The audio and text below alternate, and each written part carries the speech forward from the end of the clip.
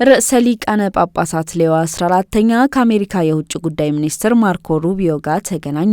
ርዕሰ ሊቃነ ጳጳሳት ሌዮ 14ኛ ከአሜሪካ የውጭ ጉዳይ ሚኒስትር ማርኮ ሩቢዮ ጋር በቫቲካን በሚገኘው ሐዋርያዊ ጽሕፈት ቤታቸው ተገናኝተዋል። የአሜሪካ የውጭ ጉዳይ ሚኒስትር ማርኮ ሩቢዮ ሐሙስ ሚያዝያ 29 2018 ዓ.ም ወደ ቫቲካን በማምራት ከርዕሰ ሊቃነ ጳጳሳት ሌዮ 14ኛ ጋር በሐዋርያዊ ጽሕፈት ቤታቸው ተገናኝተዋል።